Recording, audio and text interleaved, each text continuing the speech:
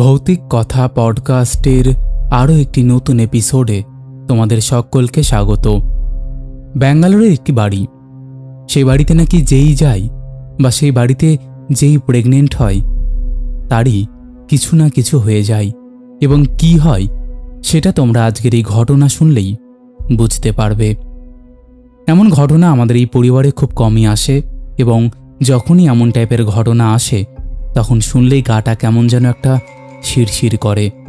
সত্যি এই পৃথিবীতে এমন কিছু ঘটনা ঘটে সেগুলো হয়তো আমাদের চোখে বা আমাদের কানে আসে না, যেগুলো শুনলে বা দেখলে আমাদের হয়তো হৃদয় কেঁপে উঠবে। আজকে সেই রকমই একটা ঘটনা তোমরা শুনতে চলেছ।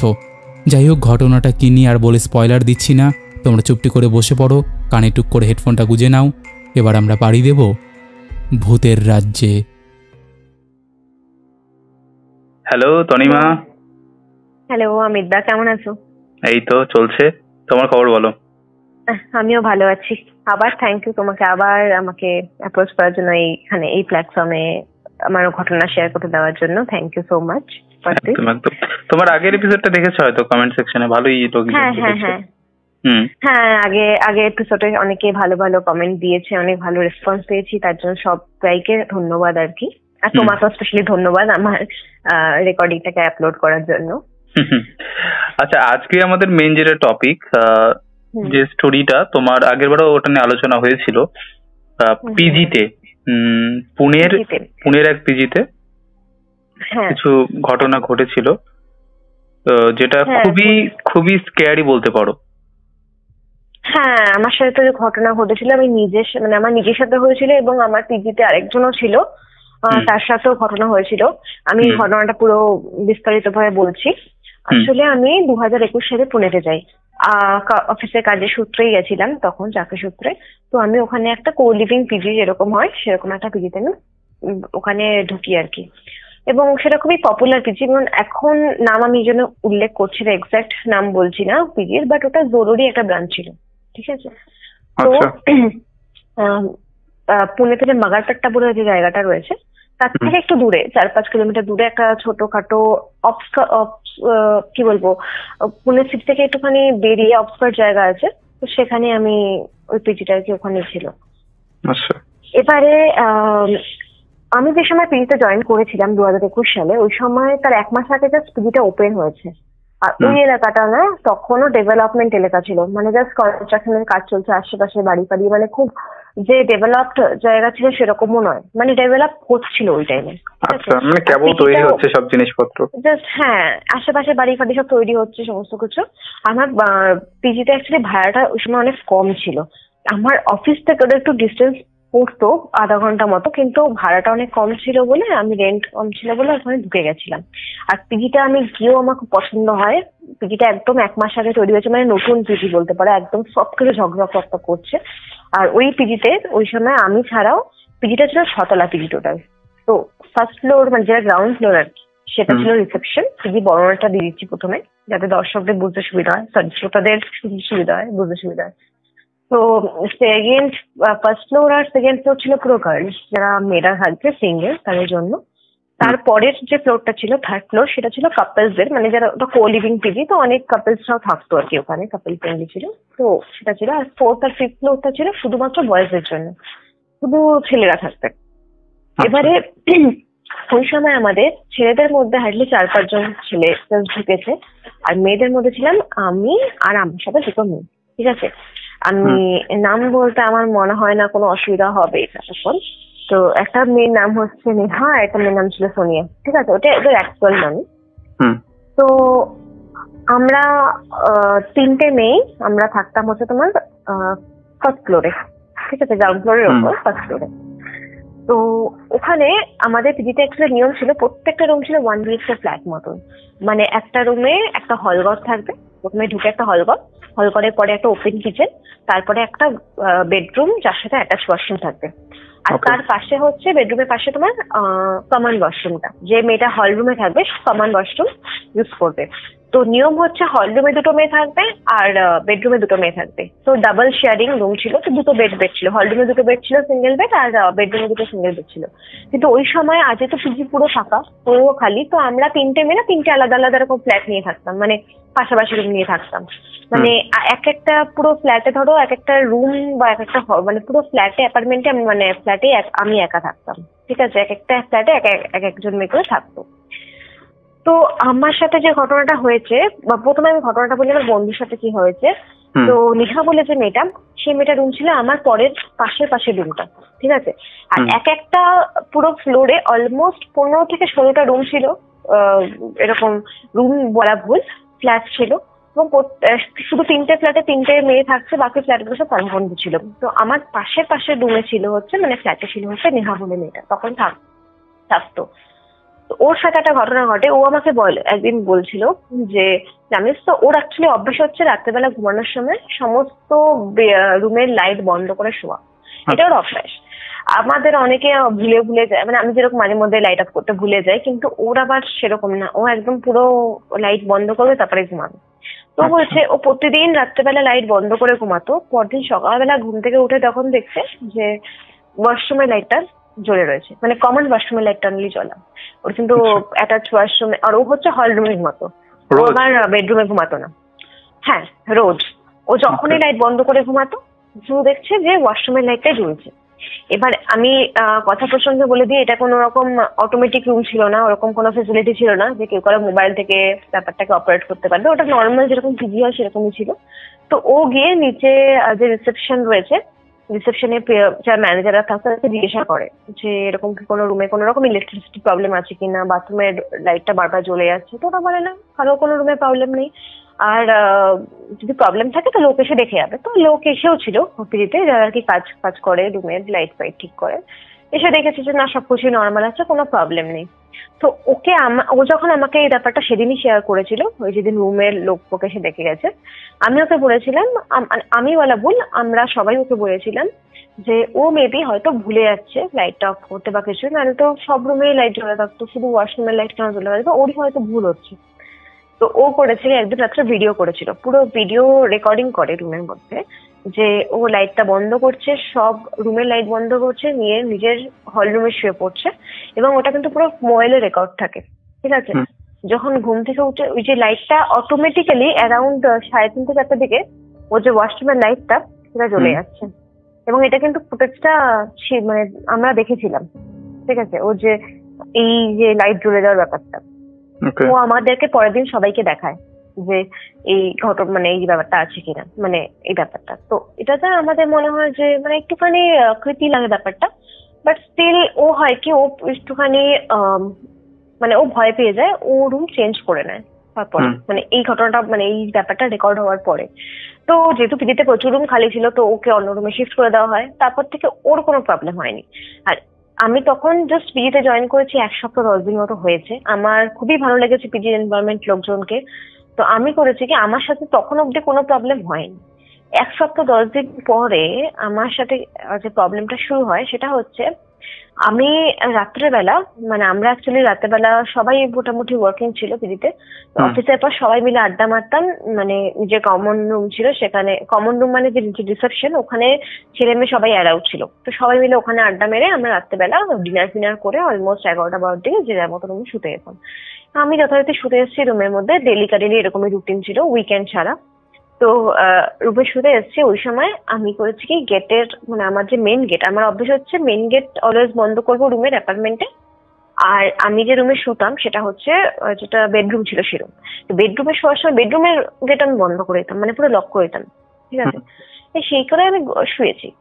রাত্রে 12:30-1টার সময় দেখছি আমার বেডরুমের বাইরে দিয়ে কেউ নক করছে, কিন্তু হল রুমে কিন্তু কেউ নেই, আর মেন গেটও বন্ধ। তাহলে আমাকে রুমে লক করবে কি? নক মানে কি, মানে এরকম যে হাওয়া ঢুকে ঘরে দরজা ওরকম বন্ধ করতে, মানে ওরকম আওয়াজ হচ্ছে তাও না, মেন গেট বন্ধ, সব হল রুমের জানলাও বন্ধ, ঠিক আছে? তো হাওয়া ঢোকার কোনো চান্স নেই। আর কমন ওয়াশরুম যেটা রয়েছে তার ডোরও আমি বন্ধ করে দিয়েছি, মানে আমি পুরো সবকিছু বন্ধ করে আমার ঘুমানোর অভ্যেস, আমি তাই করছি। সেখানে আমি দেখছি এরকম আওয়াজ, এবং এটা একদিন নয়, এটা না মাঝে মধ্যেই হচ্ছে, ধরো সপ্তাহে 3-4 দিন এরকম ব্যাপারটা আমি ফেস করছি। তো আমার ব্যাপারটা না, কিন্তু আর কোনো ক্ষতি হওয়া বা কিছু ওরকম কিছু হয়নি তখন অবধি। ওই ব্যাপারটাই হতো। এরকম হতে হতে হতে 2-3 সপ্তাহ কেটে যায়। আর আমি ব্যাপারটা না তখন কারোর সাথে তো শেয়ারও করিনি, ব্যাপারটাকে আমি খুব লাইটলি নিয়েছিলাম। তো 2-3 সপ্তাহ হয়ে যাওয়ার পরে একদিন হয়েছে কি, আমি রাত্রেবেলা ডিনার ফিনার করে 11টার দিকে রুমে শুতে এসেছি। সেদিন একটু টায়ার্ড ছিলাম। তো রাত্রেবেলা আমাদের কারেন্ট অফ হয়ে গেছে। আর পিজিতে তখন এরকম নিয়ম ছিল, মানে এখনো আছে ইনফ্যাক্ট নিয়মটা, অলমোস্ট সব পিজিতেই থাকে আই গেস, যে যদি পিজিতে 60% লোক ভর্তি না হয়, মানে কি বলবো, 60% পিজি যদি ভর্তি না হয়, ফুল না হয়, তাহলে ওরা জেনারেটর সিস্টেম চালু করে না। ঠিক আছে? আর তখন আমাদের পিজি মানে 10%ও ভর্তি হয়নি। অত বড় পিজিতে তখন আমরা হার্ডলি 10 জন ছেলে মেয়ে মিলিয়ে হার্ডলি 10 জন লোক থাকি, হার্ডলি বলছি, ম্যাক্সিমাম।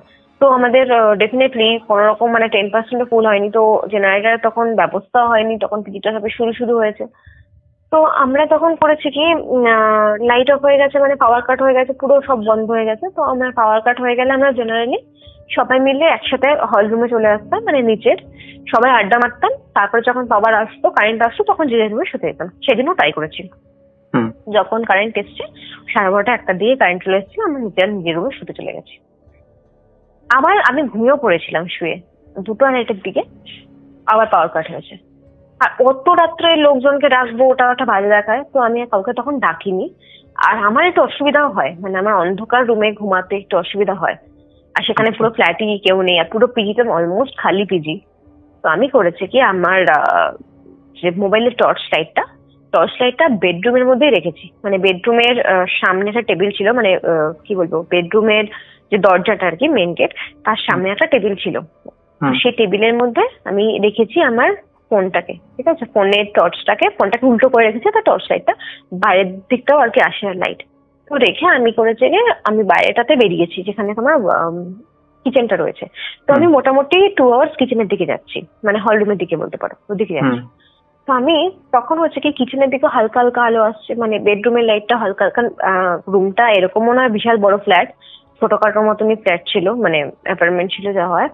তো রুমের আলোটা ডেফিনেটলি কিচেনের দিকে একটু একটু আসছে, মানে হালকা আলো আসছে। ঠিক আছে? খুব জোরালো আলো না। সেখানে আমি হালকা আলোতে আমি দেখেছি যে কোনো একটা মানে অবয়ব টাইপের, আমি তোমার কি বলবো, কোনো একটা শ্যাডো টাইপের কিছু একটা আমি দেখতে পেয়েছি অন্ধকারের মধ্যে। মানে হালকা আলো ছায়াতে দেখবে, তুমি বুঝতে পারবে কোনো সময় সামনে কেউ হালকা মানে ব্ল্যাক কালারের কিছু অবয়ব দাঁড়ায়, তুমি সেটা ছায়া বা কিছু বুঝতে পারবে, কারণ লাইটটা হালকা হালকা পড়ছে, একদম ঘুটঘুটি অন্ধকার নেই। আমি সেটা বুঝতে মানে দেখেছি। দেখে আমার না খুব ভয় লেগেছে, আমি খুব জোরে চিল্লিয়ে উঠেছি। আর এত জোরে চিল্লানো, তখন রুমগুলো সব ছিল পাশাপাশি রুম আমাদের, আমরা 3টে মেয়ে থাকতাম, পাশাপাশি রুমে থাকতাম অলমোস্ট। তো আমার পাশের যে রুমটাতে সোনিয়া থাকতো, নেহা একটু দূরের রুমে থাকতো, কিন্তু আমার পাশের ফ্ল্যাটেই থাকতো সোনিয়া। তো ও আওয়াজ পেয়েছে অত রাত্রে, আর ওর একটু রাত্রেবেলা না দেরি করে ঘুমানোর অভ্যেস। তো আওয়াজ পেয়ে ও মানে জলদি ঘর থেকে বেরিয়ে আমার রুমে মানে নক করেছে। আর আমাদের মধ্যে না খুব ভালো ইউনিটি, ইনফ্যাক্ট এখনো খুব ভালো ইউনিটি রয়েছে। মানে কারো কোনো বিপদ আপদ হলে আমরা দেখি না যে কত রাত হয়েছে কত দিন হয়েছে। তো ও এসে সেই রাত্রেবেলা দরজা নক করেছে। আমি তখন দরজা খুলে ওকে বলেছি যে এরকম এরকম ঘটনা হয়েছে, এরকম এরকম আমি দেখেছি। আর ও বললো সেদিন যে তুই আমার রুমে এসে শুয়ে পড়। ও করতো কি, আমি এরপর থেকে ম্যাক্সিমাম টাইম আমি ওর সাথে রুম শেয়ার করতাম মানে আমি হল ঘরে শুয়ে পড়তাম, ও নিজের রুমে শুয়ে পড়তাম, বাট আমরা ফ্ল্যাট শেয়ার করতাম। ওর ফ্ল্যাটেই ম্যাক্সিমাম টাইম আমি রাত্রেবেলা তো ঘুমাতাম। আমি আমার রুমে থাকছি, বাট রাত্রেবেলা ঘুমানোর সময় আমি ওখানে চলে যেতাম। তো এরকম করতে করতে বেশ আরো 1 মাস মতো কেটে যায়। তো ওর যে হোম টাউন, মেয়েটার হোম টাউন যেখানে ছিল, সে ওই হোম টাউনে যাওয়ার কথা চিন্তা করে। তো সে হোম টাউনেও চলে যায়। তারপর 1 মাস পরে ওর হোম টাউন আই গেস উজ্জয়িনীতে ছিল, হোম টাউনে যায়। আমি তখন নেহার সাথে আমি রুম খুব মানে শেয়ার করতাম, বাট একটু কম। মানে সোনিয়ার সাথে আমার যতটা রুম শেয়ারিং এসব চলতো, নেহার সাথে একটু কমই হতো। তো এমনি মানে ভালো ফ্রেন্ড ছিল, কিন্তু অতটা রুম শেয়ার হয় না, আমি ওর সাথে খুব একটা করিনি। কেউ একজন থাকে, মানে 10 জন থাকলে একজন যে থাকে নিজের ফার্স্ট প্রায়োরিটিতে। হ্যাঁ। তো আমি করতাম কি, একা একা আমি রুমের লাইট জ্বালিয়ে ঘুমাতাম। তারপর থেকে আমি আর রুমের লাইট অফ করে ঘুমাতাম না ওই ঘটনার পরে। তো একদিন এরকম হয়েছে, রুমের লাইট জ্বালিয়ে আমি ঘুমিয়ে পড়েছি। তখন রাত্রে আই গেস 3টে কি 3:30 এরকম হবে। ওই সময় আমি পুরো ফিল করছি যে আমার ঘুমটা ভেঙে গেছে, হঠাৎ করে রাত্রেবেলা ঘুম ভেঙে গেছে। ঘুম ভেঙে আমি তখন দেখছি, মানে তোমার কি বলবো, ঘুম ভেঙেছে, আমি সেন্সে রয়েছি, এরকম না যে আমি ড্রিম দেখছি বা কিছু, কিন্তু আমি চোখটা না পুরোপুরি খুলতে পারছি না, মানে চোখটা না তো আধখোলা যেরকম হয় ওরকম আধখোলা রয়েছে, আমি হাত পা কিচ্ছু নাড়াতে পারছি না, মনে হচ্ছে পুরো বেডের সাথে পুরো শীটে রয়েছে। আর আমি পরিষ্কার কিছু একটা বুঝতে পারছি, মানে তোমার ধরো যদি চোখ একটু আধখোলা থাকে তুমি বুঝতে পারবে তোমার, মানে আমি পরিষ্কার পুরোপুরি দেখতে না পেলেও আমি আবছা মতন দেখছি কেউ কিছু একটা আমার একদম মুখের সামনে, কারো একটা মুখ আছে, মানে একদম আমার মুখের সামনে, বুঝতে পারছো তো? আর আমি না পুরো বডি এত ভারী হয়ে গেছে যে আমি হাত পা কিছুই নাড়াতে পারছি না, আমি কোনো কথা বলতে পারছি না, মুখ দিয়ে কোনো আওয়াজ বেরোচ্ছে না। মানে আমার এরকম ঘটনা আমার সাথে কখনো হয়নি, মানে আগেও হয়নি এবং তারপরেও আমার এখনো অব্দি এই ঘটনাটা, এরকম ধরনের ঘটনা হয়নি। পুরো স্লিপিং প্যারালিসিসের মতো হয়ে গেছিল। আর এটা আমি এই কারণেই বলছি যে এটা পুরোপুরি স্লিপিং প্যারালিসিস নয়, বিকজ আমার কিন্তু এরকম কোনো না, মানে যাদের আমার আগে এরকম ধরনের কোনো ঘটনা হয়নি স্লিপিং প্যারালিসিস, এবং ওই ঘটনার পরে আমার সাথে কিন্তু আর কোনোদিনও এখনো অব্দি কখনো স্লিপিং প্যারালিসিস জাতীয় কিছুই ঘটনা ঘটেনি, ঠিক আছে? তো ওই ঘটনাটা না ফার্স্ট টাইম ছিল, আর এখন অব্দি লাস্ট টাইম ওরকম হয়েছে। আর আমি না পরিষ্কার বুঝতে পারছি, মানে আমি বুঝতে পারছি যে আমার মুখের সামনে কারো মুখ রয়েছে। আর ওই সময় না আমি কোনো কথা বলতে পারছি না, তো ঠাকুরের নামও নিতে পারছি না, কিছুই করতে পারছি না। তো আমি মনে মনে ঠাকুরের নাম নিয়েছিলাম, মানে মুখ দিয়ে তো উচ্চারণ করতে পারছি না, মনে মনে ঠাকুরের নাম নিচ্ছিলাম, মানে কিছুক্ষণ 10-15 সেকেন্ড ওরকম ভাবেই পড়েছিলাম প্যারালিসিসের মতন। 10-15 সেকেন্ডের পরে কিন্তু ওটা, মানে কি বলবো, সরে গেল, মানে কি আমি আমার মুখ থেকে যে ভারটা ছিল, আমার উপরে যে ভারটা ছিল, আমি হাত পা নাড়াতে পারছিলাম না, ওটা সরে গেল। যখনই সেটা হলো আমি শটাং চোখ খুলেছি, আগে হাত পা নাড়াবো পরে আগে চোখ খুলেছি, চোখ খুলে আমি পুরো, মানে আমি স্পষ্ট দেখেছি সামনে দিয়ে কোনো একটা কালো ছায়া না সরে গেল, পুরো স্পষ্ট আমি দেখেছি ওই দিন, কারণ লাইট জ্বালানো ছিল রুমের মধ্যে, মানে রুমের লাইট অফও ছিল না, যে মানে রুমের লাইট ফাইট কিচ্ছু অফ হয়নি, কিন্তু লাইটটা জ্বালানোর মধ্যেই আমার সাথে ইনসিডেন্টটা হয়েছে। ওই দিনের ঘটনাটা না আমার এতটাই মনে এফেক্ট পড়েছিল যে আমি ওই দিনে, মানে ওই দিনটা রাতটা কোনো রকমে কাটিয়ে পরদিন সকালবেলা আমি আগে বলেছি আমি রুম চেঞ্জ করবো। আমি তারপর রুম চেঞ্জ করে নিই। রুম চেঞ্জ করার পরে আমার রুমে আরেকটা মেয়েও আসে, ও আসার পরে কিন্তু আমার সাথে এই ঘটনাগুলো আর ঘটে না। তারপর আমি পিজিতে ছিলাম, অনেকদিনই ছিলাম, এরকম না যে ছিলাম না, অলমোস্ট 1 বছর পিজিতে ছিলাম। তারপর আমি চেঞ্জ করেছিলাম, কিন্তু আমার সাথে ওই ঘটনাটা আমার খুব মানে এফেক্ট পড়েছিল। এবার আমার পিজিতে যারা কি ম্যানেজার ছিল বেসিক্যালি, তাদের সাথে আমার খুব ভালো ফ্রেন্ডশিপ হয়ে যায়। তারাও আমার মতনই এজের, আমাদের থেকে হয়তো 1-2 বছরের বড়। তো আমাদের সবার সাথে না তাদের খুব ভালো ফ্রেন্ডলি রিলেশন হয়ে যায়। তো তাদের মধ্যে একজনকে আমি জিজ্ঞাসা করেছিলাম যে এরকম রুমে তো এরকম হচ্ছে, আমার সাথে এরকম হয়েছে, নেহার রুমে নেহার সাথে এরকম হয়েছে, তাহলে কোনো কি ব্যাপার রয়েছে, কোনো কি কানেকশন রয়েছে, আর সে কিছু জানে কিনা, কারণ সে অলরেডি 5-6 বছর ধরে এই ইন্ডাস্ট্রিতে রয়েছে, মানে এই কোম্পানির সাথেই যুক্ত রয়েছে। তখন সে আমাকে বলে যে এই যে এলাকাটা যেখানে আমরা রয়েছি আর কি, সেই এলাকাটা অ্যাকচুয়ালি আন্ডার কনস্ট্রাকশন এরিয়া, মানে কি বলবো, জাস্ট ডেভেলপ করছে, এখনো পুরোপুরি ডেভেলপ হয়ে গেছে তা সেরকমও নয়।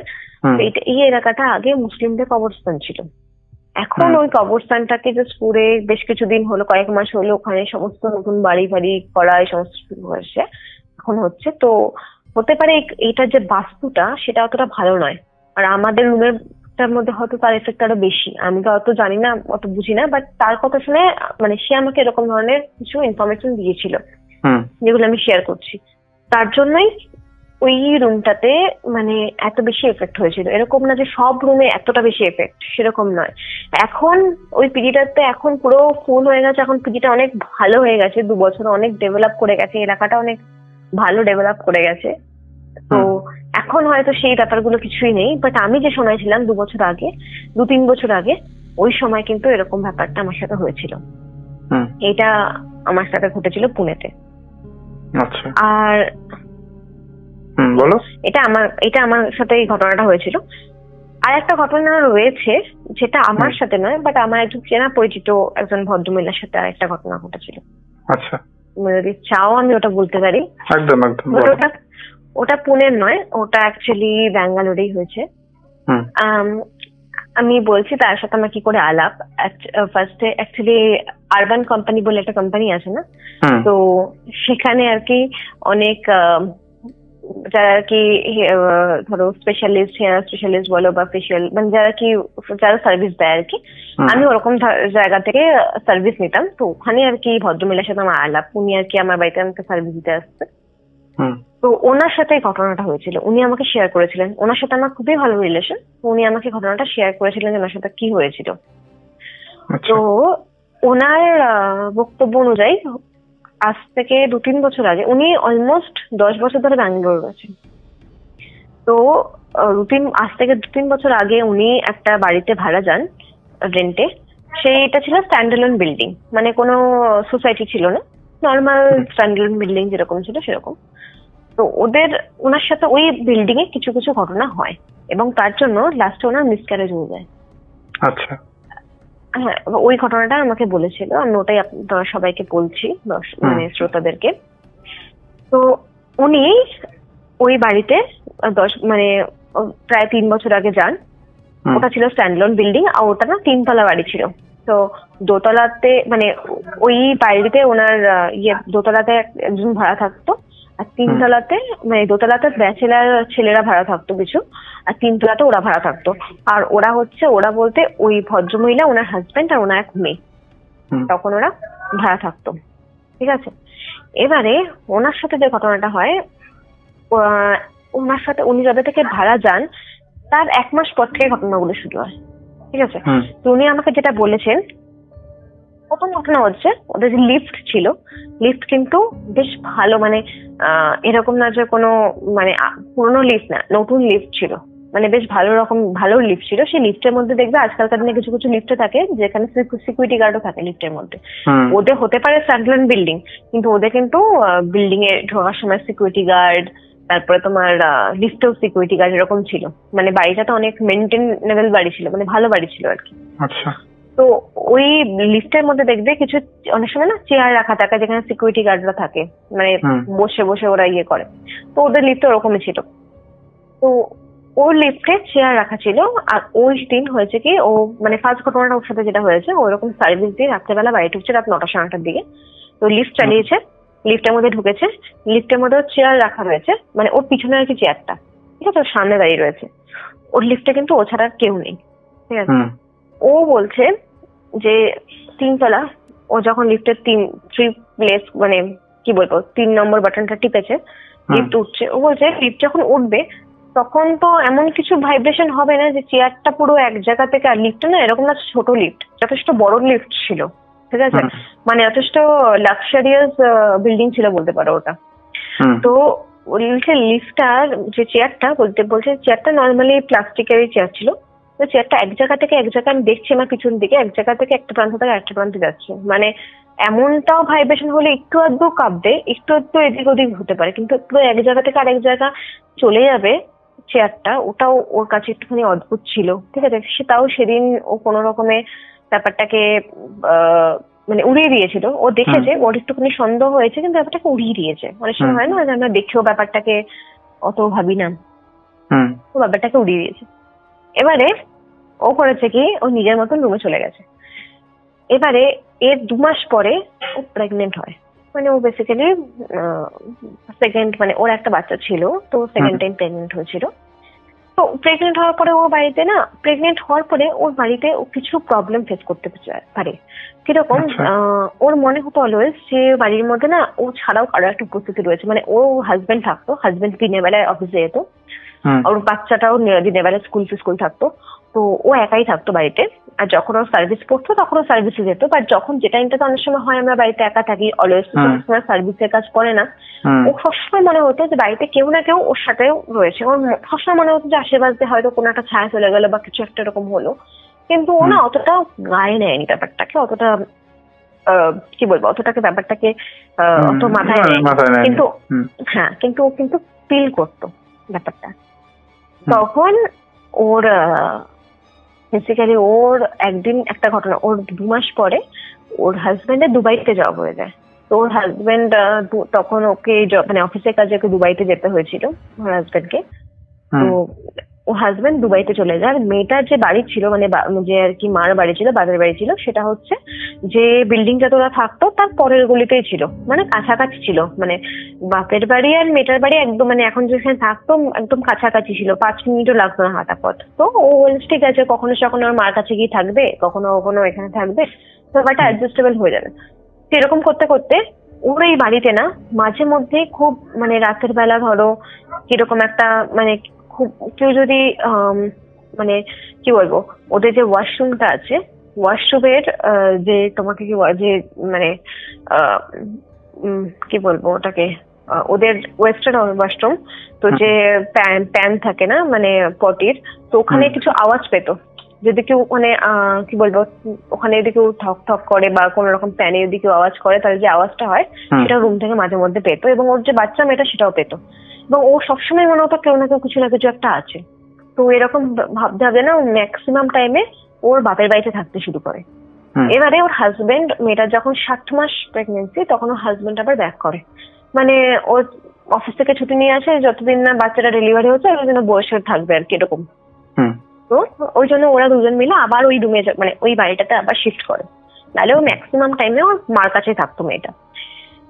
এবার যখন ওই মানে ও নিজের রুমে শিফট করে, ও তখন একদিন একটা ঘটনা হয়। ওর মোটামুটি 7.5 মাস 8 মাস যখন এরকম সময়টা ছিল গরমকাল, মানে ব্যাঙ্গালোরে গরমকালেও খুব একটা গরম পড়ে না, কিন্তু ওর হাজবেন্ড করেছে কি, যে হল রুমটা রয়েছে ওদের, অ্যাকচুয়ালি 1 BHK ফ্ল্যাট ছিল, তো যে হল রুম ছিল সেই হল রুমে ওর হাজবেন্ড রাত্রেবেলা সেদিন শুয়েছে, কারণ গরম ছিল ওই দিনটা।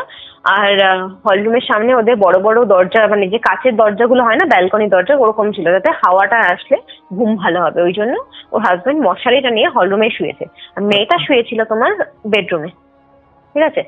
তো মাঝরাতে মেয়েটার ঘুম ভেঙে যায় 2-2:30টার সময়। ও বলছে আমি স্পষ্ট দেখলাম যে আমার হাজবেন্ডের পায়ের কাছে একটা বয়স্ক ভদ্রমহিলা বসে রয়েছে, মানে তার অনেক বয়স হতে পারে, মোর দ্যান 80 ইয়ার্স এরকম এজ। সে ভদ্রমহিলা আমার হাজবেন্ডের পায়ের সামনে বসে রয়েছে।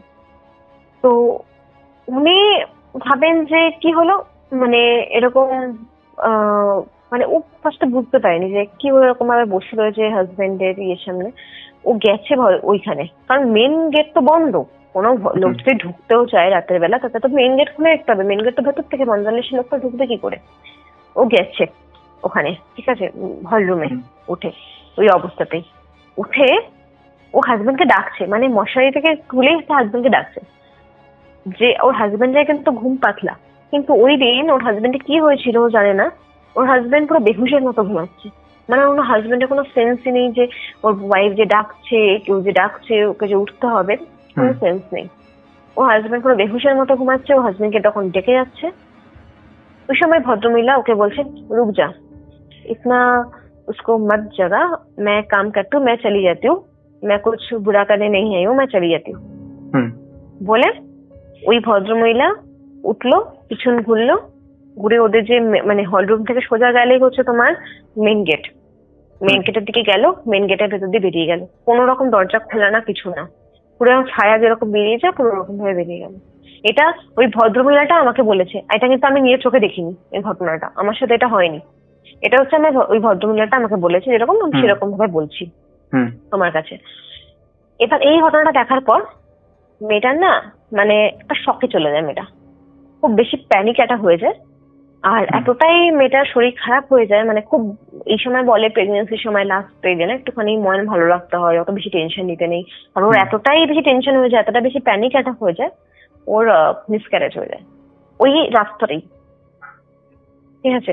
তারপরে ওর মানে এরপরে ওর সাথে আরেকটা ঘটনা হয়েছে, আমি বলছি, এই বিল্ডিং এ মিসক্যারেজ হয়ে যাওয়ার পরে ও পরের দিন মানে সুস্থ হতেও তারও 1 মাস টাইম লেগেছিল।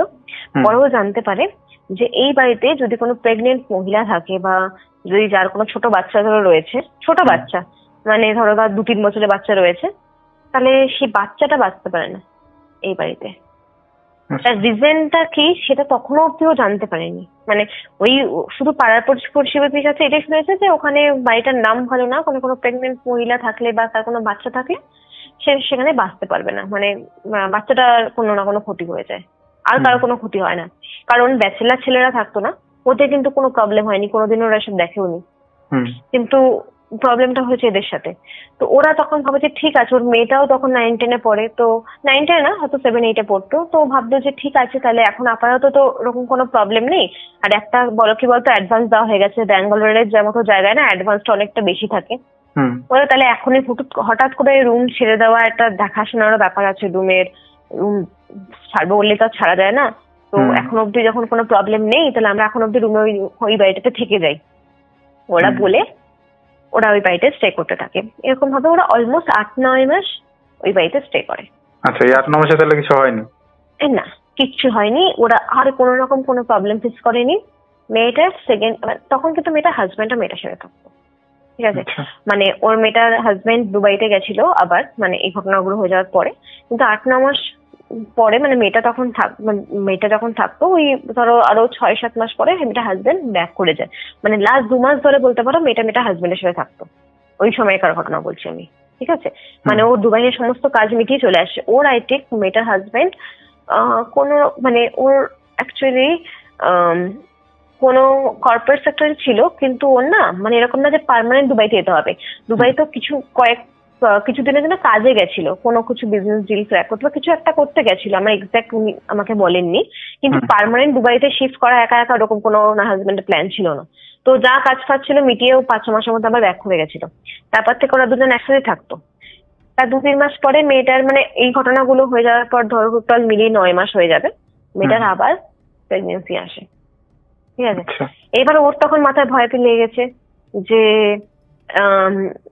তার মানে তো অলরেডি একবার এরকম হয়ে গেছে। তখন ওর না মানে ও ফার্স্টে প্রেগনেন্ট হতো না, বুঝতে পারেনি যে প্রেগনেন্ট হয়েছে। 1-1.5 মাস পরে গিয়ে বুঝতে পেরেছে যে না ও প্রেগনেন্ট, মানে ও আবার মানে থার্ড বারও প্রেগনেন্ট হয়েছে, এটা বুঝতে পেরেছে। তখন ও হাজবেন্ডকে বলেছে যে আমাদের এবার রুম চেঞ্জ করতে হবে, কারণ হচ্ছে একবার এরকম হয়ে গেছে, বারবার তো আমি এই সমস্ত করা যাবে না। তো হাজবেন্ড করেছে কি, বলছে ঠিক আছে আমরা রুম দেখছি। রুম দেখতেও তো তোমার একটা টাইম লাগবে, রুম দেখবে, কয়টা রুম দেখবে, তার মধ্যে পছন্দ করবে, সেখানে সমস্ত ঠিক করবে, এগুলো কত টাইম লাগে। আর আমাদের এখানে হয় কি, তুমি বললেই রুম ছাড়তে পারবে না, তোমাকে তো এগ্রিমেন্টে থাকে না 1 মাস আগে তোমাকে নোটিশ দিতে হবে মিনিমাম। তো এরকম বললেই যে রুম ছাড়া হবে তা তো হয় না। তো ওরা তখন রুম দেখতে থাকে। তো ওই টাইমটাতে না রুম দেখতে দেখতে সমস্ত কিছু করতে করতে 2 মাস পেরিয়ে যায়। মেয়েটার মধ্যে খুব অদ্ভুত চেঞ্জেস চলে আসে সময়। মানে ও হয় কি, প্রেগনেন্সির সময় একটু অদ্ভুত মুড সুইং থাকেই, কিন্তু এতটা মুড সুইং না যে পুরো জিনিসপত্র ছুড়ে ছুড়ে ফেলছে। মানে কেউ ওকে কিছু ভালো কিছু বলতে গেলে ওর এতটাই খারাপ লাগছে, মানে সে কি বলবো, ওর মধ্যে খুব অদ্ভুত চেঞ্জেস হতে থাকে মেয়েটার মধ্যে, ঠিক আছে। ওর হাজবেন্ডও খুব টেনশনে পড়ে যায়। তো আলটিমেটলি ওরা একটা ভালো রুম পায়। তো ওরা তখন এখানে নোটিশ দিয়ে দেয় যে না ঠিক আছে, আর 1 মাস পরে আমরা ওই বিল্ডিং এ চলে যাবো, এরকম আর কি ওরা প্ল্যান করে। 1টা মাস ওকে এই জাস্ট এই বাড়িতে থাকতে হবে। তখন ওরা মানে একদিন হয়েছে কি, মেয়েটার কাজের থেকে মেয়েটা ছুটি নিয়ে নিয়েছে, কারণ ওই সময় না ওর মেয়েটার মেন্টাল কন্ডিশন খুব খারাপ হয়ে গেছিল হঠাৎ করে। তো আলবান প্রো থেকে ও তখন পুরোপুরি মানে বেরিয়ে গেছে আর কি, ওই সময়টা ছেড়ে দিয়েছে কাজ। তো ও করেছে কি, একদিন বিকাল বেলার দিকে দুপুরবেলার দিকে ও যেটা বলছে, ও এমনি বসে বসে গল্পের বই পড়ছে। আর ওর মেয়ে সেদিন বাড়িতে ছিল না, ওর মেয়ে মনে হয় স্কুলে গেছিল কোথাও একটা, ওর হাজবেন্ডও কাজে গেছিল, তো বাড়িতে একা ছিল। ও বলছে একা একা বসে বসে বই পড়ছে। ও হঠাৎ করে, ও কিন্তু সুস্থ, মানে পুরো সুস্থ, মানে কি বলবো, কোন রকম শরীরে কোনো প্রবলেম নেই, ফিজিক্যালি কোনো প্রবলেম নেই। আর মেয়েটা যখন একা থাকতো তখনও পাগলামি করতো না, কিন্তু ধরো ওকে কেউ ভালো কিছু বলতে গেল, বা ওর হাজবেন্ড ওকে এমনি নর্মালি মানে কোনো ভালো কথা বলতে গেল বা কিছু করতে গেল, সামনে গেলে ও তখনই হঠাৎ করে মাথায় গরম হয়ে যাচ্ছে, জিনিসপত্র ছুটছে, এসব করছে। মানে বাচ্চা মেয়েটাকে রেহাই দিচ্ছে না এরকম। কিন্তু যদি একা থাকে তাহলে কিন্তু ও কিন্তু এরকম কোনো প্রবলেম নেই, তখন পুরো নর্মাল মানুষের মতো থাকতো। বলছে সেদিন হঠাৎ করে সুস্থ ছিল, দুপুরবেলা খাওয়া দাওয়া সব খেয়েছে, খেয়ে দিয়ে ও নর্মালি গল্পের বই পড়ছে, বিছনাতে হেলান দিয়ে বসে, ঠিক আছে। ও বলছে আমি হঠাৎ করে আমি দেখছি, মানে ওর রুম থেকে ওর যে ওয়াশরুমটা, কমন ওয়াশরুমটা, ও পরিষ্কার দেখা যায়, মানে সোজাসুজি দেখা যায়। আর রুমটা যে খুব বড় না, ছোটই ফ্ল্যাট ছিল, ঠিক আছে, দেখা যায় রুম থেকে। বলছে আমি পরিষ্কার দেখলাম মানে একটা ছায়া ওই রান্নাঘরের দিকে গেল, মানে ওয়াশরুম থেকে রান্নাঘর দিয়ে গেল, পুরো পরিষ্কার দেখতে পাচ্ছি আমি, ঠিক আছে। ওটা যে দেখলাম মানে ওটা যে চোখে দেখলাম, আমার হঠাৎ করে পেন শুরু হলো। মানে ওই যে ওই ছায়ার মূর্তিটাকে দেখে না, ও কিন্তু ভয় পেয়েছে বা ওরকম, আগের বার তো মানলাম প্যানিক অ্যাটাকের জন্য হলো, আমি মেনে নিলাম তার একটা সাইন্টিফিক রিজন আছে। ওদিন কিন্তু প্যানিক অ্যাটাক বা টেনশনে পড়ে যাওয়ার ওরকম কোনো ব্যাপারই হয়নি। ওটা দেখে হঠাৎ করে এত পেন শুরু হয়, তারপরে ও পুরো মানে মানে ওর যে বাচ্চাটা আছে মিসক্যারেজ হয়ে যায়। কিন্তু ওই সময় ওর বেশি দিন ছিল না, 3-4 মাস ছিল, তো তাও ও রিকভারি, আগের বারটা অনেক দিনে হয়ে গেছিল, রিকভারি করা আরো মুশকিল ছিল। ওই ঘটনাটা হয়ে যাওয়ার পর ওই বাড়িটার এক মুহূর্ত থাকে না। বাট মেয়েটার বেসিক্যালি মানে চেনা জানা ওরকম হয় না যে তোমার মেয়েটা অতটা মানে মানে কি বলবো, অতটা পূজা অর্চনা থাকতো না, কিন্তু মেয়েটার মা যে সে কিন্তু খুব ঈশ্বরের মধ্যে ইনভলভ ছিল। তো মেয়েটার মার যে গুরুজি ছিল তাকে আর কি দেখানো হয় মেয়েটাকে, যে কি হচ্ছে বারবার করে এরকম হচ্ছে কেন, আগের বারও ওই বাড়িতে থাকাকালীন এরকম হয়েছে, এবার ওই বাড়িতে থাকাকালীন এরকম হয়েছে। তো উনি যেটা বলেন সেটা হচ্ছে যে ওর যে বাড়িতে, ওই বাড়িতে একজন মানে বেসিক্যালি হয়েছে, ওই বাড়ির একটা হিস্ট্রি ছিল। আর হিস্ট্রিতে ওই ওর যে অত ভালো করে বলতে পারেননি, কিন্তু যে ল্যান্ড লর্ড ছিল ওই বাড়িতে, যে যার আর কি বাড়িটা, ওর যেটুকুনি বলে যে ওর উপর না কোনো একটা মানে কোনো একটা ভদ্র মানে বাজে কোনো প্রেগনেন্ট মহিলারই আর কি কোনো রকম নজর আছে এরকম বলে, ওরকম আর কি একটা ছিল, পড়েছিল, তার জন্য এরকম প্রবলেম। এবং উনি অত কিছু বলতে পারেন না বাড়িতে কি আছে, ফলে যে বাড়ির কোনো একটা বাজে বাস্তু ঠিক নেই আর বাড়িতে খুব বাজে কিছু একটা রয়েছে, তো আপনি ল্যান্ডলর্ডকে জিজ্ঞাসা করুন। তো প্রথমে তো ল্যান্ডলর্ড বলেনি, বাট অনেক জোরাজুরিতে তখন ও স্বীকার করে যে ল্যান্ডলর্ডের অ্যাকচুয়ালি মানে ল্যান্ডলর্ড যিনি, তার দিদির বাড়ি ছিল ওটা, মানে ল্যান্ডলর্ডের বাড়ি নয় ওটা। মানে এখন তো ওনার দিদি মারা গেছেন আর কি, ওনার দিদির বাড়ি ছিল আর কি ওটা। ওরা 2 বোন ছিল বেসিক্যালি, ঠিক আছে। ল্যান্ডলর্ড ছিল, তার বিয়ে হয়ে গেছে, এখন সে তো এখন তার হাজবেন্ডের সাথে থাকে অন্য জায়গাতে, যা কিন্তু ওই ফ্ল্যাটটা ছিল তার দিদির। তো দিদির হয় কি যে মানে দিদির বিয়ে হয়ে গেছে, তো বিয়ে হয়ে যাওয়ার পর দিদি আর তার হাজবেন্ড ওখানে থাকতে পারে। তো বিয়ের প্রথম দিকে সবকিছু ঠিকঠাক ছিল 2 বছর মতো, 2-2.5 বছর পর থেকে ওনার হাজবেন্ডের বাইরে মানে দিদি অ্যাকচুয়ালি প্রেগনেন্ট হয়ে যায় আফটার 2 years। অ্যান্ড ওনার ভদ্রলোক যিনি ছিলেন, ভদ্রলোকের অফিসে কারোর সাথে ওনার রিলেশন হয়ে যায়, মানে ভদ্রলোকের অফিসে কারোর সাথে রিলেশন হয়, ঠিক আছে, অ্যাফেয়ার ছিল। সেটা দিদি জানতে পারেনি, অনেক পরে জানতে পারে, 6-7 মাস পরে জানতে পারে, যখন মানে বাচ্চাটা যখন অলমোস্ট দিদির যখন 6-7 মাস প্রেগনেন্ট সময় জানতে পারে যে তার এরকম এরকম ব্যাপার। এবং সেটা হাজবেন্ডকে কনফার্ম করে যে এরকম এরকম ব্যাপার।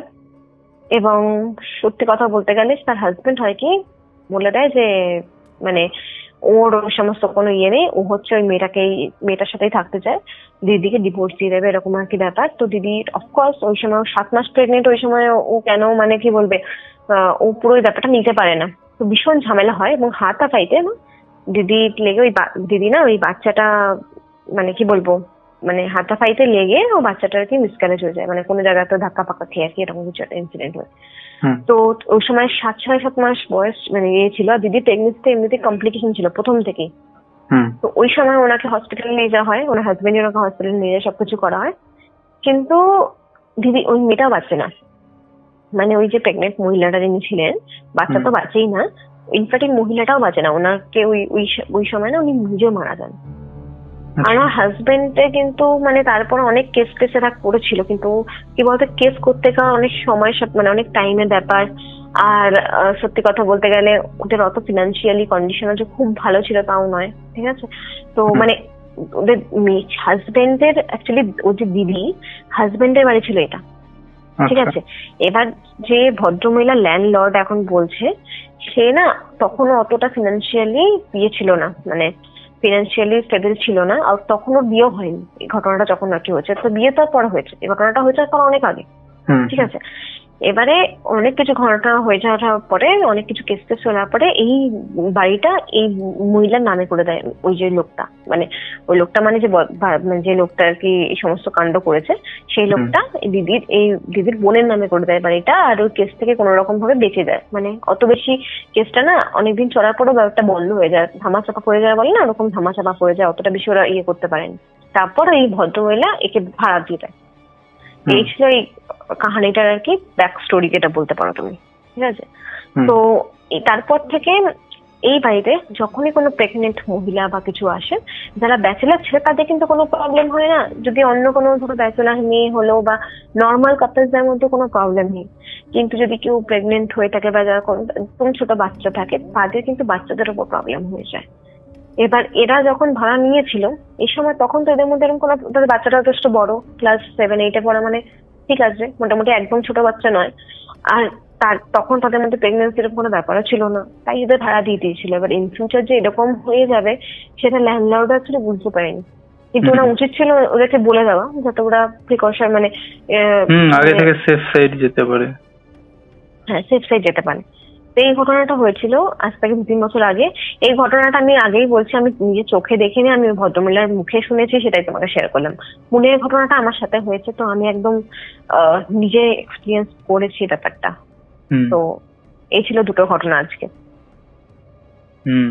মেনলি এখানে যেটা আমি বুঝলাম সেকেন্ড ঘটনাটা শুনে, যে বিশেষ করে যেটা টার্গেট যে এন্টিটিটা আছে তার, সেটা হচ্ছে প্রেগনেন্ট মহিলাদের ওপরই, মানে বাচ্চার থেকেও বেশি প্রেগনেন্ট মহিলাদের ওপর।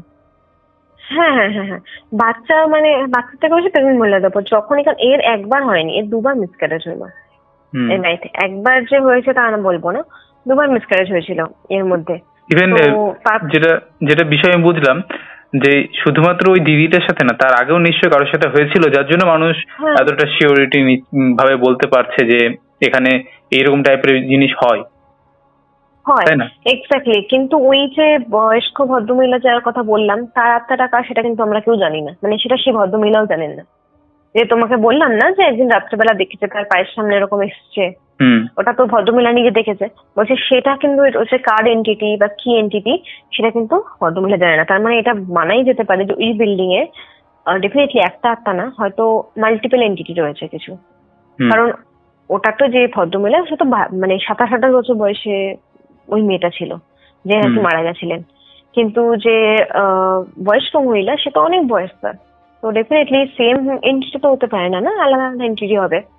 তো এটাই বলা যায় যে ওখানে কিন্তু একটা এন্টিটির ব্যাপারে আমরা হয়তো জানতে পেরেছি, কিন্তু আরেকটা এন্টিটি যেটা আর কি এসেছিল, সে হয়তো কোনো ক্ষতিও হয়তো করেনি বা ক্ষতি করতে চায়নি, কিন্তু কে সেটা কিন্তু বোঝা যায়নি।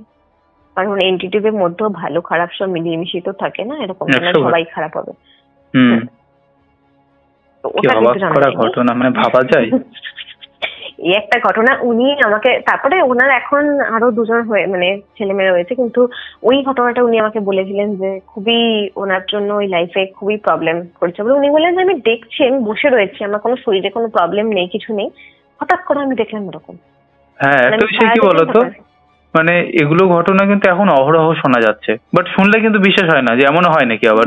না, কারণ এটা আমার সাথে, আমি তো বলছি এটা আমার সাথে হয়নি, কিন্তু ওই ভদ্রমহিলার মানে এমনি খুবই ভালো, মানে ওনার যে উনি কোনো মিথ্যা, নিজের ছেলে মেয়ের সম্বন্ধে মিথ্যা বলবে এরকম তো খুব মানে বলতে যাবে কখনোই, এরকম তো কখনো হয় না। তো উনি আমাকে এটা বলেছিলেন যে ওনার সাথে আর কি এরকম ঘটনাটা হয়েছিল। কিন্তু তারপরে যখন ওনার রুম শিফট করলেন, তখন কিন্তু উনি যে বললেন না যে উনি খুব রেগে যেতেন, জিনিসপত্র ছড়াছড়ি করতেন, ওই নেচারটা কিন্তু উনি আস্তে আস্তে চেঞ্জ হয়ে যায় শিফট হওয়ার পরে।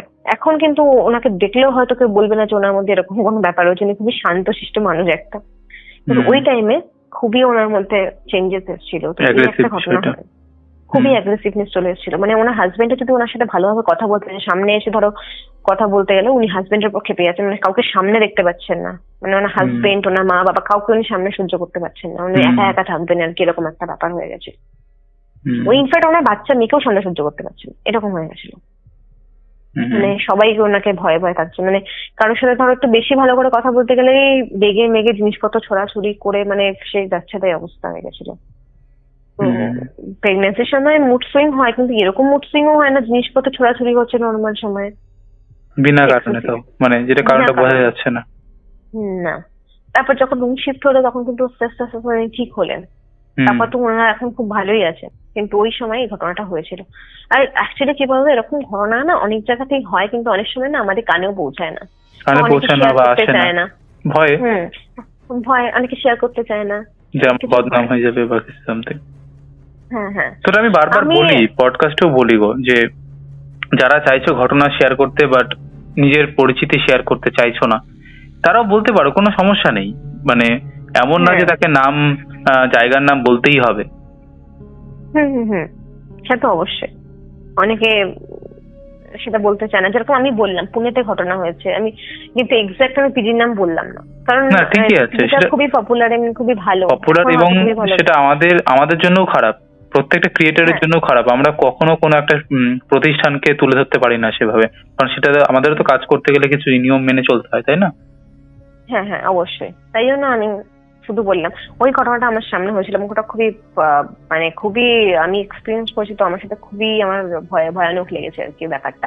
আর এই ঘটনাটাও ভয়ানক, কিন্তু এটা ওনার সাথে হয়েছে, এটা সেটা আমরা অতটা ফিল করতে পারবো না, যার সাথে হবে একমাত্র সেই সেটাতে চরম ফিলটা সেটা নিতে পারবে, তাই না? হ্যাঁ, এটা উনি বলেছিলেন ওনার সাথে হয়েছিল, এবং ডেফিনেটলি উনি খুব ভেঙে পড়েছিলেন কথাটা বলতে বলতে।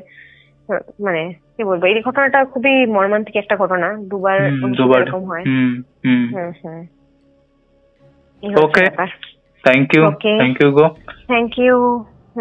ঠিক আছে, তাহলে শেষ করছি। ভালো থেকো। একদম, তুমিও। Okay by.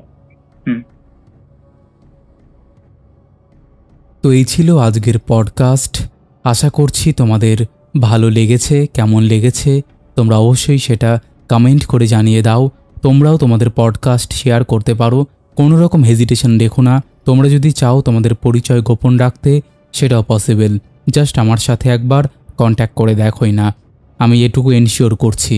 আর যারা যারা আমার সাথে কথা বলেছে বা কন্ট্যাক্ট করেছে তাদের কাছেও তোমরা রিভিউ নিতে পারো। যাই হোক, আর কথা না বাড়িয়ে তোমরা বেশি বেশি করে লাইক, কমেন্ট আর শেয়ার করে দাও, যাতে এই পরিবার আরও বেশি বেশি করে ছড়িয়ে পড়তে পারে। তো আজকের মতন এখানেই শেষ করছি। আবার দেখা হবে নতুন কোনো ঘটনা নিয়ে।